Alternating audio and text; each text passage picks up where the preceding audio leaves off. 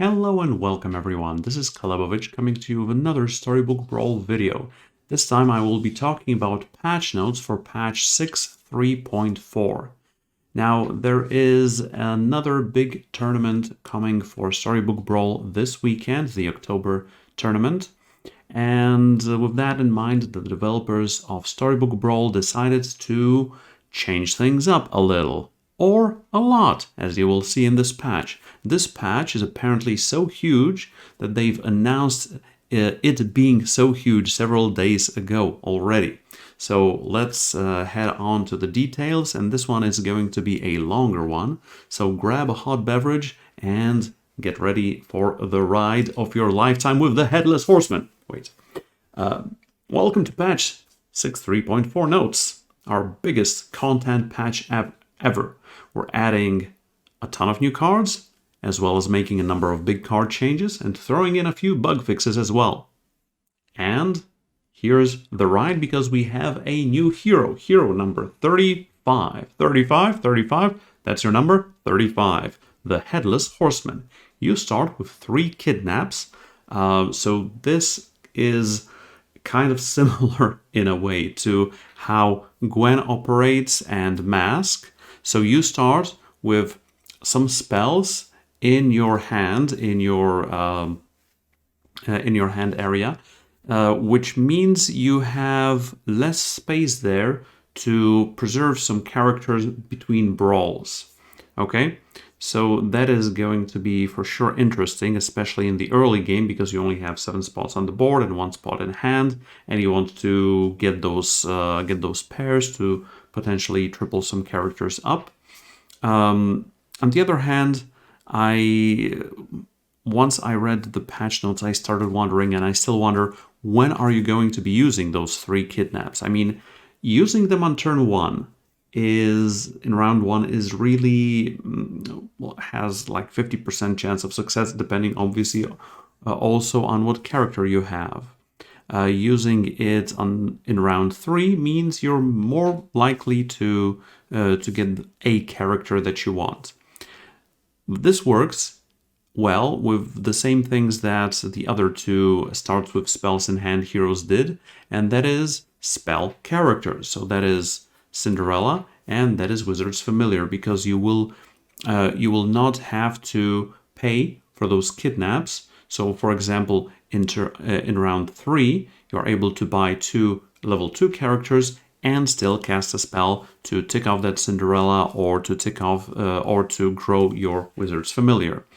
I believe these kidnaps will have a much higher value if you are playing against stat heroes, like against Merlin or Potion Master. Obviously, there's a smaller chance of you getting that buffed character because it's more likely to survive damage, and it is fully random. You will probably not be able to hold all those kidnaps until late game, because well, the smaller hand space will make it more difficult for you to plan ahead, to try and combine those characters.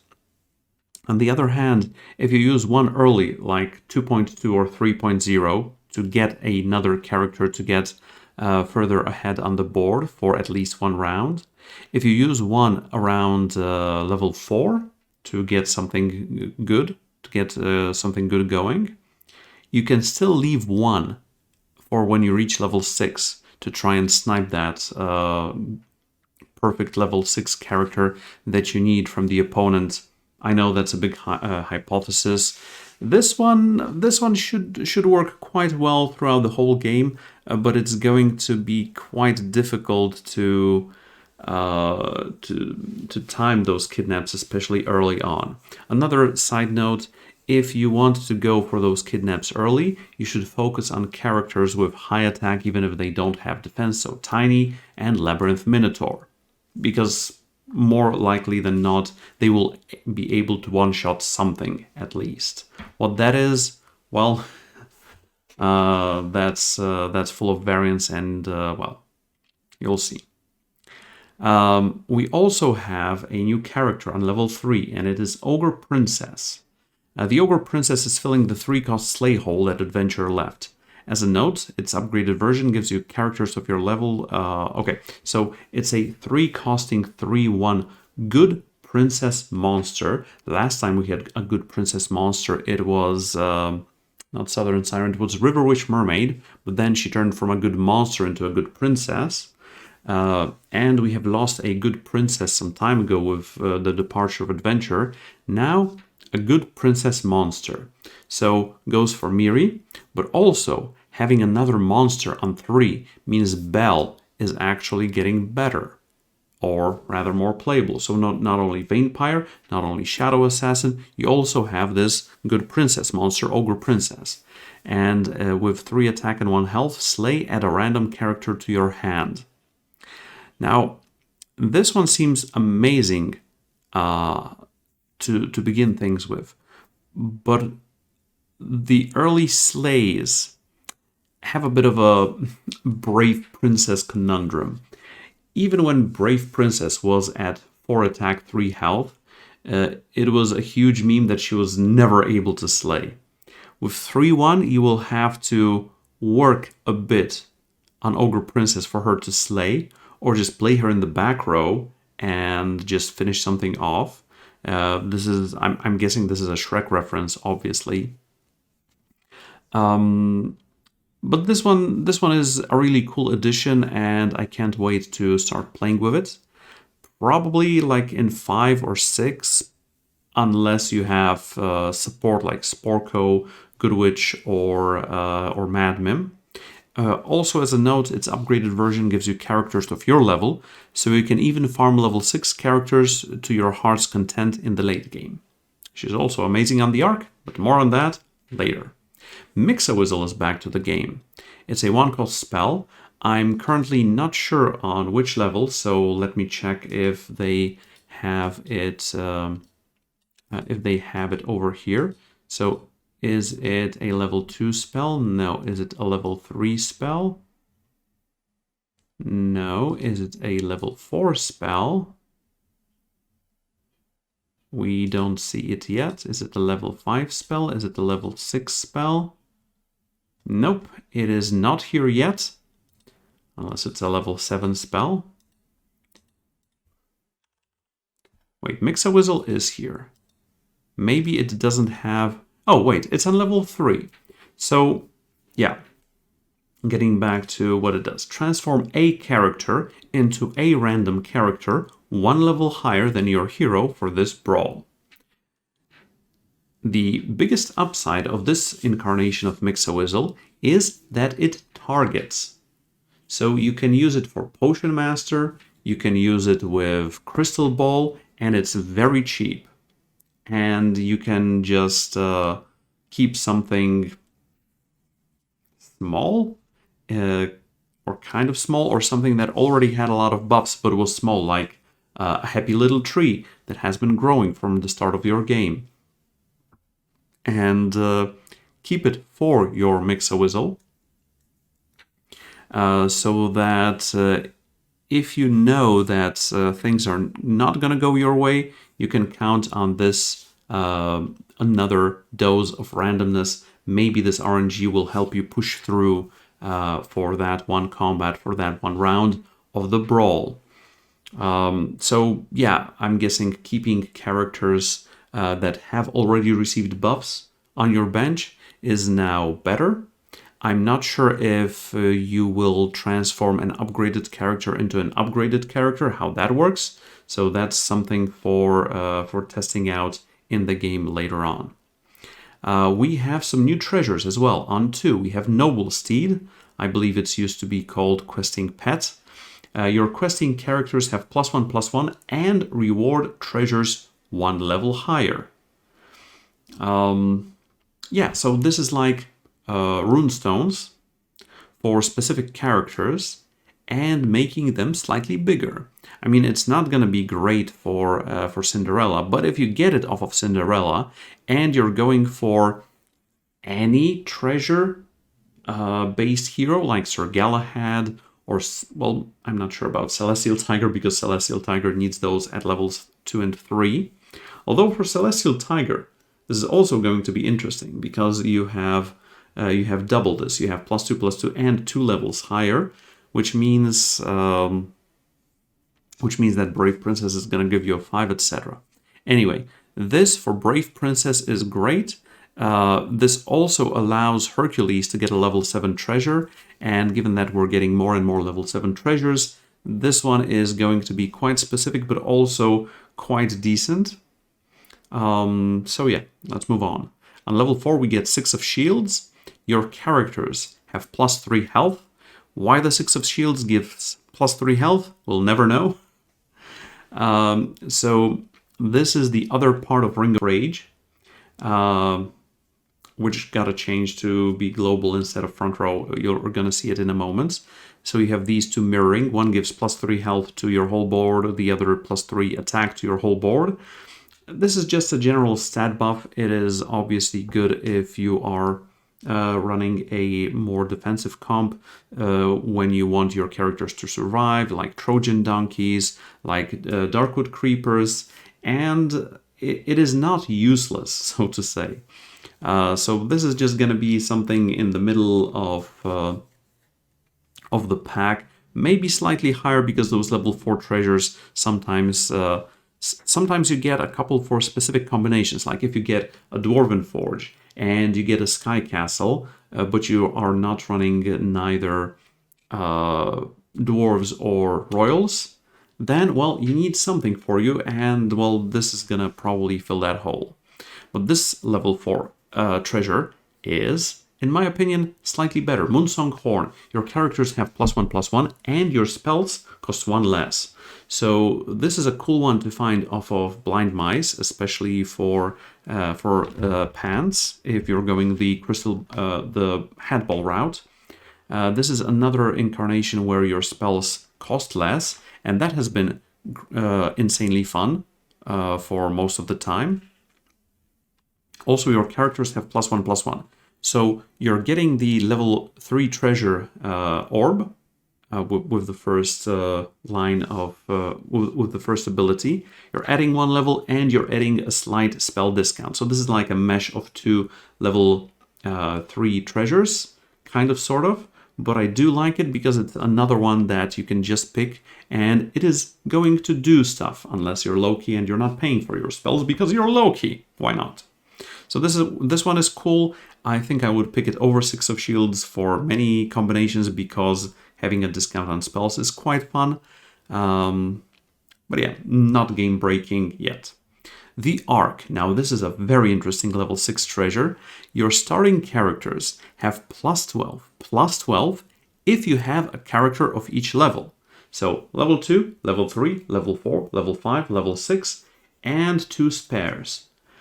On the other hand, +12 across your whole board, across 7 characters, that's 84 worth of stats, and that is huge.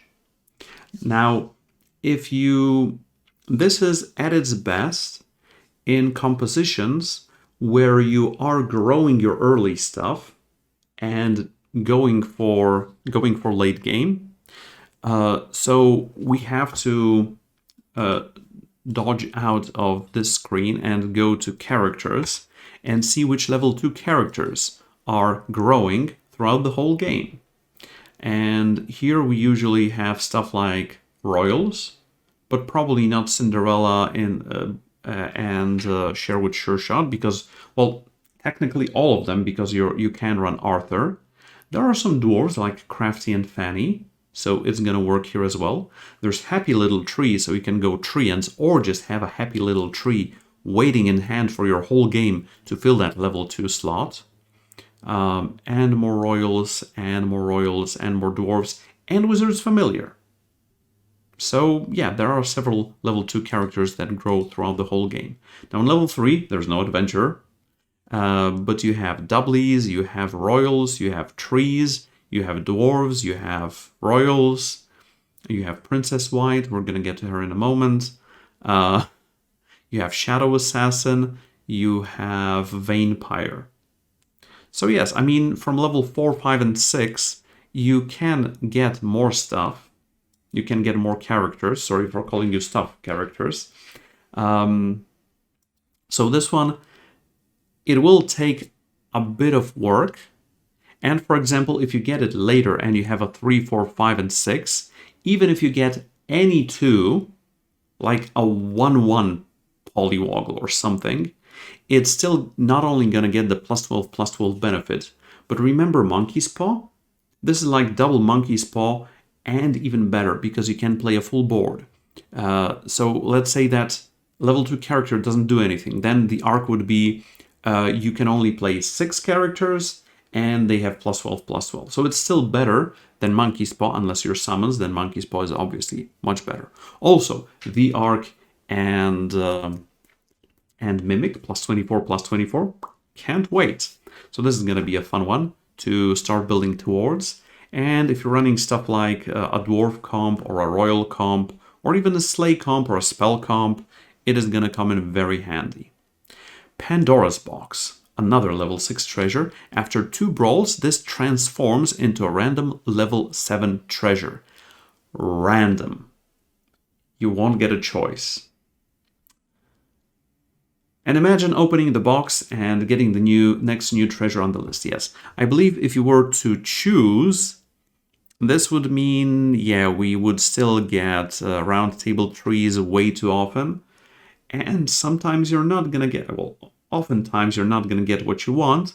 But on average, level 7 treasures are great because they're level 7. So yeah, this one is really fun, especially with the growing number of level 7s. And another level 7. Black Prism. When you cast a spell directly on one of your characters, cast it on all of them. Headball. Potion Master. Anything, yeah, Mix-a-Wizard. No, but seriously, getting like +10 from Hugify or Gigantify or Black Prism, True Love's Kiss. Can you imagine the chaos? I mean, right now I want to play a game when I have Black Prism and I play True Love's Kiss on one of my characters. This is gonna be so friggin' huge. Like, this is a true Johnny treasure that I just need to get. Please, I need to get it now.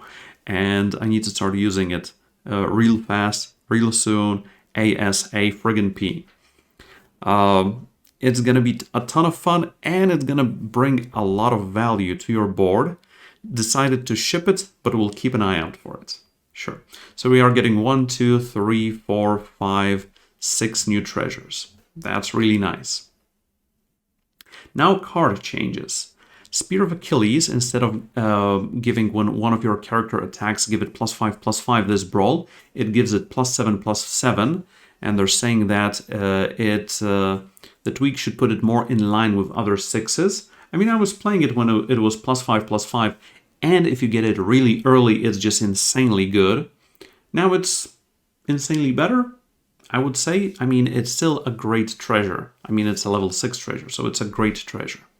Magic Sword +100 finally gets the ship from level 6 to level 7, and everyone who was sick of Good Boy dominating the metagame can breathe again.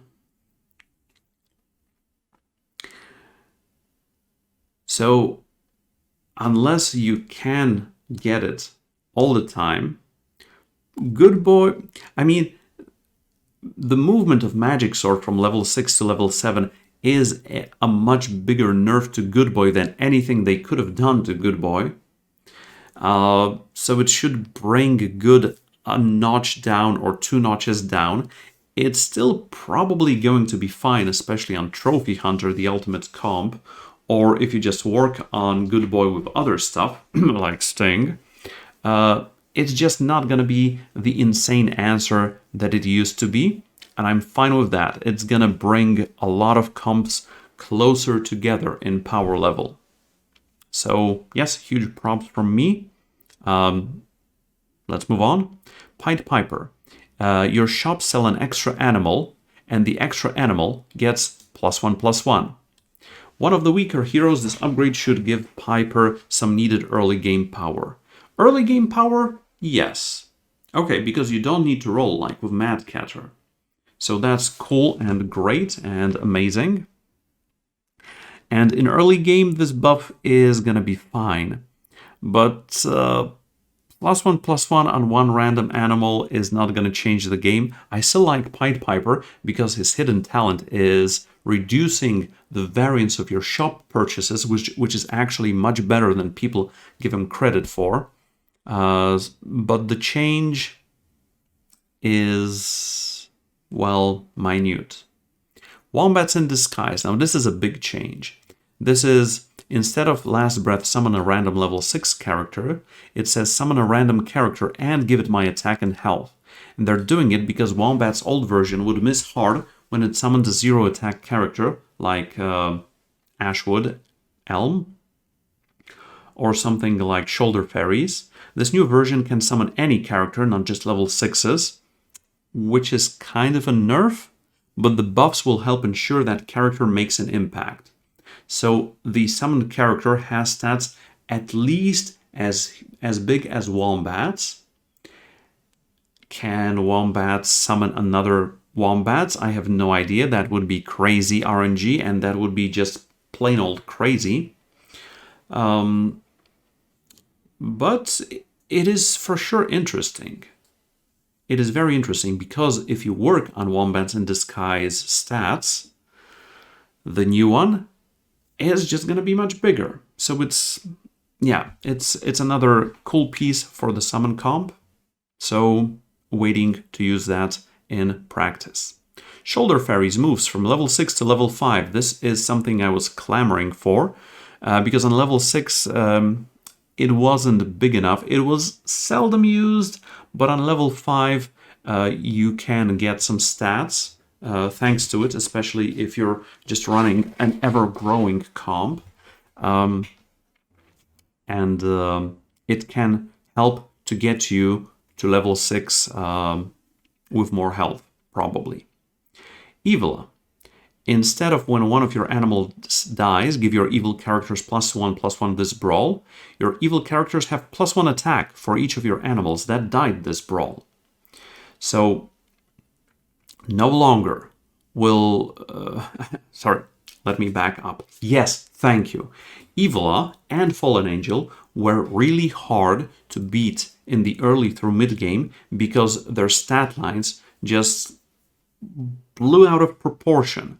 Like if Evola had Black Cat into Black Cat Summon into Bad Billy Gruff, then their whole back row got +3/+3, and it was almost impossible to kill them all. Now, when they're not getting their health, this is also on par with Evil going for attack and Good going for health.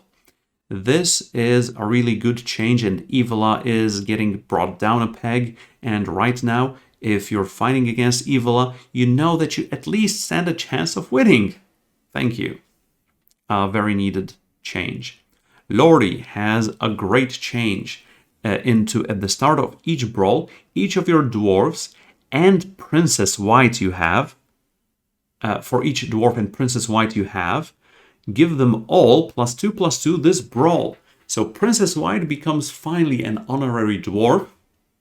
She's not a dwarf on her text, but she gets the biggest buff of them all, and that is Lordy.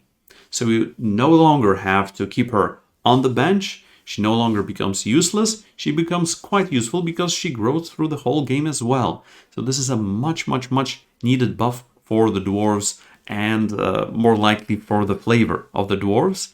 But Princess White, on the other hand, is getting a change, and it's a huge change. Instead of when one of your dwarves dies, gain +1/+1 permanently, she gets +1/+1 for each dwarf you have bought this game. And if it says you have bought this game, it means it is retroactive. That's one. Another one, you can frontline her because she doesn't grow from your dwarves dying. So she can protect them now. Kind of. Sort of.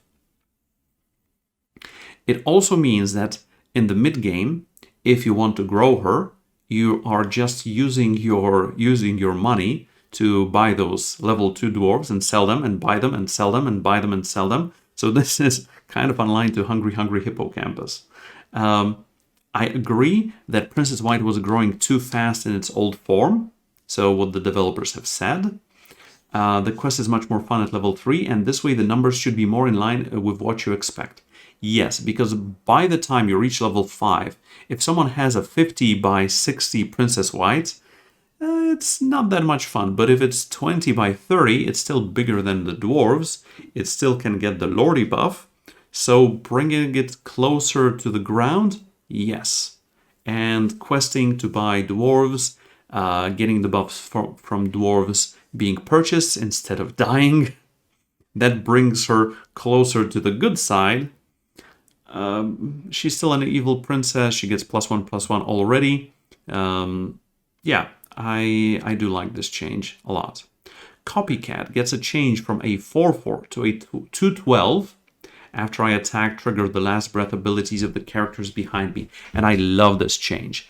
The biggest problem of Copycat was that it was dying before it could trigger this ability. And if the attack is at least 1 and it can attack, 12 health is really good. If you get it on level 4 and you already have a last breath behind it, it is more than likely to survive the first round. It doesn't even have to be in 1, it can be in 2 and it can survive. So I do like this change. Copycat no longer stays always in the shop or on the bench. You can finally play Copycat again.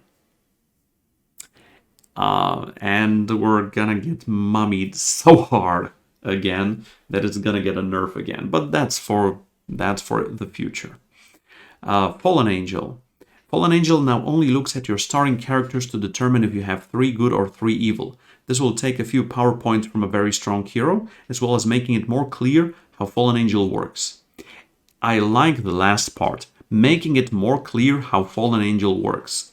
Explaining it to people that if you have a black cat and another evil character, and black cat dies and gives you the copy of the black cat, and then you suddenly get +2 attack on your whole board, that's too much for such a simple rule game as Storybook Brawl.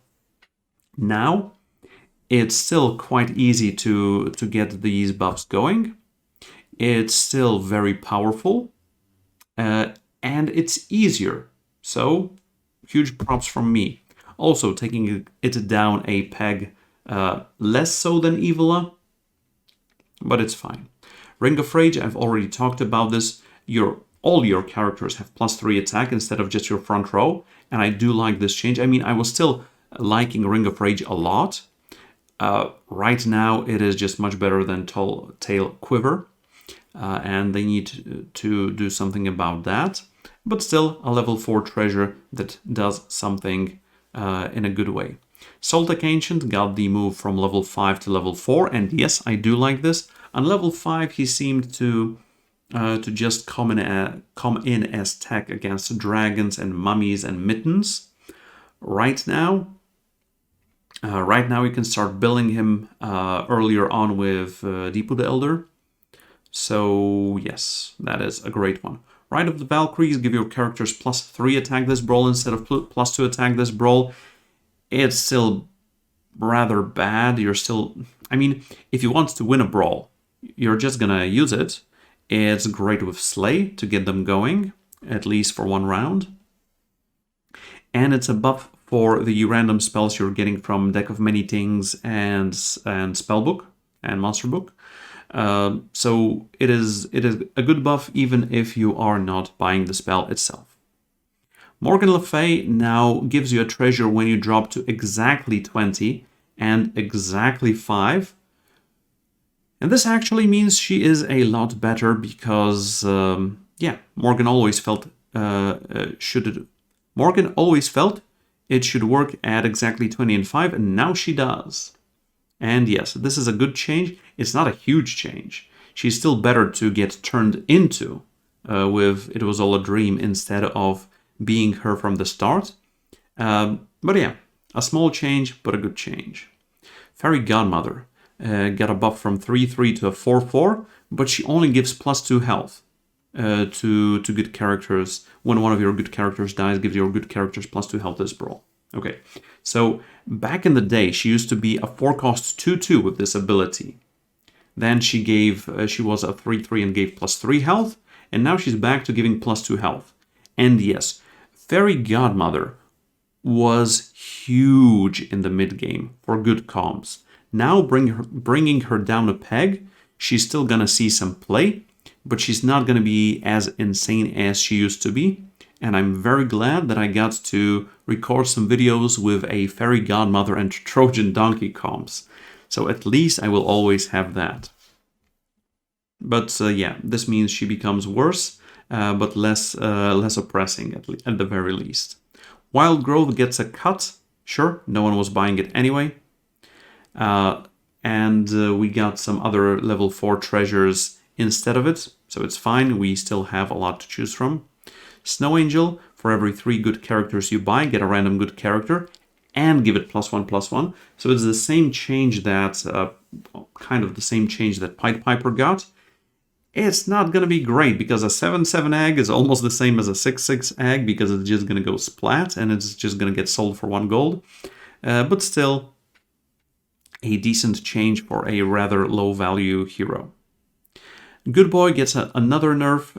First it was from 5/5 to 3/3, now down to 2/2. But once again, the bigger nerf was getting the magic sword moved from 6 to 7. So Good Boy, not as oppressful, not as oppressing. It's still best buddies with Robin Hood, and that's where the biggest stat lines will come from. Aside from that, sure, why not? Sad Dracula gets a change from your first character has slay +3/+1 permanently to +3/+0.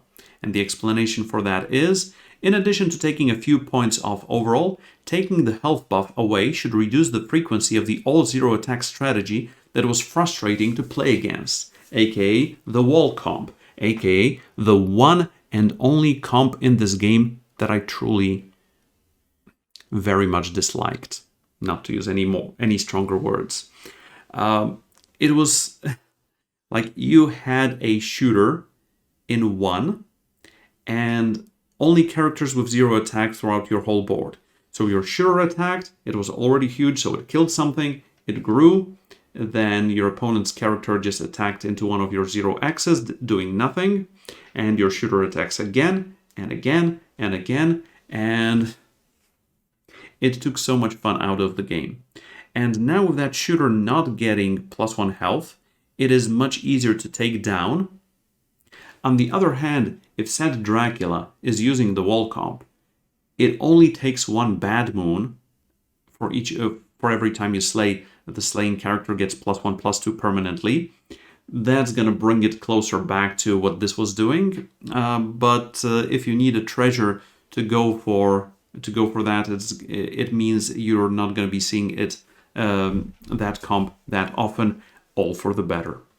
Shrivel will now correctly reduce health of damaged characters. This comes up most often when it's cast of Monster Book, so it's more like a bug fix. Great.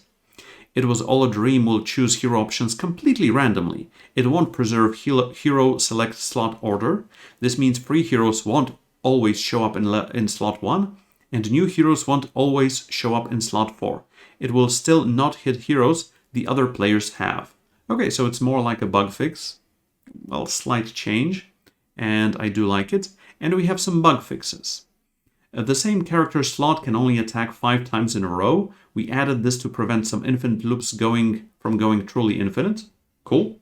Wanderwaddle now upgrades a Lonely Prince and a Frog Prince without needing to transform the prince. Great! We now properly handle tripling when you end up with 4+ copies of a character.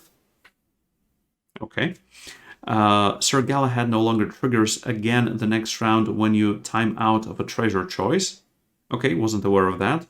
When Polywoggle slays and survives, it will no longer lose out on any other bonuses from slaying, such as Sad Dracula's buff.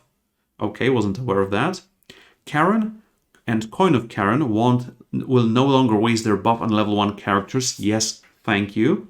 Kidnap and Gloves of Thieving will no longer steal level 1 characters. Yes, thank you. Mordred will now always put the newly summoned character in the same spot the first character died. That's great. And Summoning Portal now works with Mordred Summon. Once again, that's great. So overall, huge changes have come to the game, and I can't wait to fire up my stream in about 2 hours from the moment of recording this video and testing all the stuff out, from Headless Horseman, through Ogre Princess, through Moonsong, through the Ark, through Black Prism, through the removal of Magic Sword, through Wombats in Disguise, through Lordy's buff, through Princess White's change, through Copycat's change, through Morgan Le Fay, through No Wild Growth, through Sad Dracula, through so many things. Oh my goodness, this game is just so amazing. I think I need to take a break, take a breather, and then return and play some more. And until then, see you guys later. Calebovitsch out.